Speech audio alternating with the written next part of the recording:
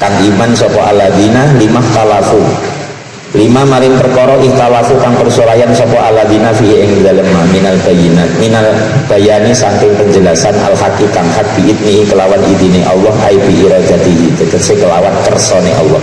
Wallahu ta'ala si Allah iku yahdi nuduhake sinten Allah man ing wong yasa'u kang kersa sinten Allah hidayah tahu ing nuduhake man ila siratin menuju jalan mustaqimin kang jejeg ai thoriqil haq tegese jalan benar.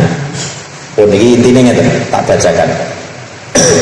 Wa mahtalafa fihi illal ladzina utuhu mim ba'di ma ja'atuhumul bayyinat. Maksudnya begini ya. Awalnya kitab itu diturunkan untuk menyelesaikan perselisihan tadi yang penjelasan saya di awal tadi. Memang awalnya kitab itu diturunkan untuk menyelesaikan perselisihan, tapi kemudian justru perselisihan itu yang tambah ada perselisihan. Justru kitab itu turun malah menambah perselisihan. Repot nih. Nah, ini ayatnya tidak begitu kok. Wa mahtalafa fihi ilal ladina utuh. Jadi justru orang yang diberi alladzina utuhu, orang yang diberi kitab itu justru malah yang berselisih. Fa amana ba'dun wa kafara ba'dun. Jadi tafsirnya begitu. Justru kalau diturunkan kitab malah semakin berselisih, yang iman tambah iman, yang kafir tambah kafir.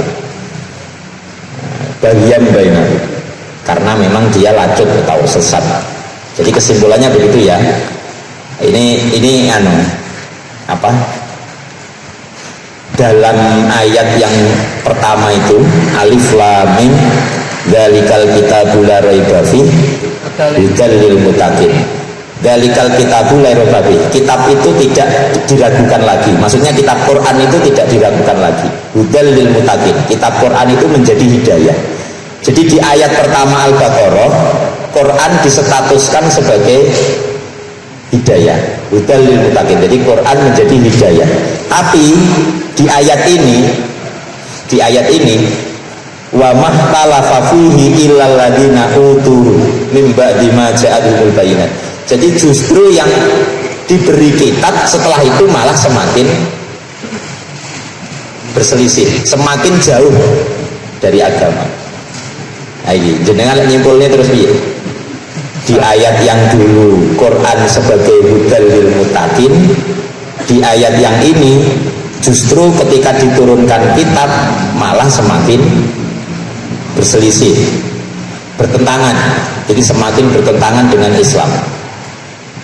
Terus akhirnya begitu ayat yang belakangnya. Fahadallahu alladziina aamanu limahtalafu fihi minal haq biidnih. Nah ini setelah diturunkan Quran kok malah mereka saling bertentangan, maka Allah akan menunjukkan atau akan memberi hidayah kepada orang yang iman saja. Jadi yang berselisih itu kalau dia mau iman berarti dapat hidayah. Biidnih, ayatnya begitu ya, biidnih. Artinya biidnih itu imannya tidak tergantung Quran, imannya tergantung Allah. Kalau Allah mengizini ya iman, dapat hidayah. Kalau Allah tidak mengizini ya nggak dapat hidayah.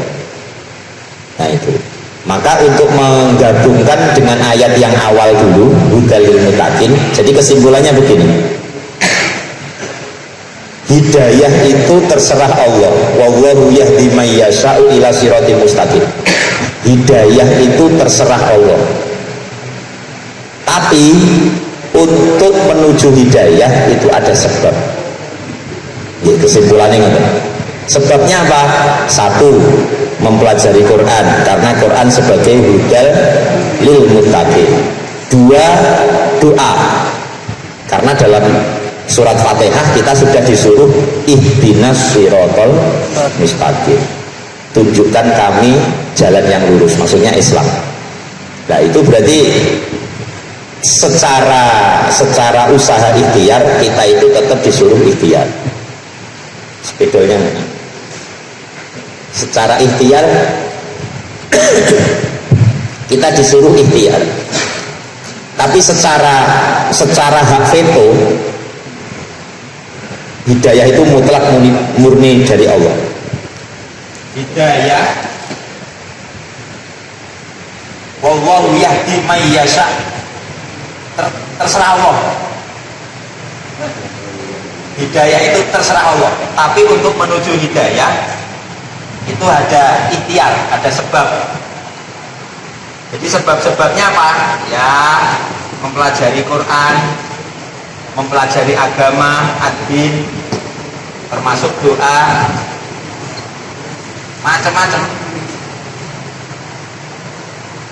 Makanya Allah itu berstatus musabbibul asbab. Jadi sering ini kalau sampai nih, Allah itu berstatus musabbibul asbab, zat yang maha memberi sebab. Artinya Allah itu kalau menciptakan apa-apa nggak langsung boro-boro langsung kling jadi, enggak.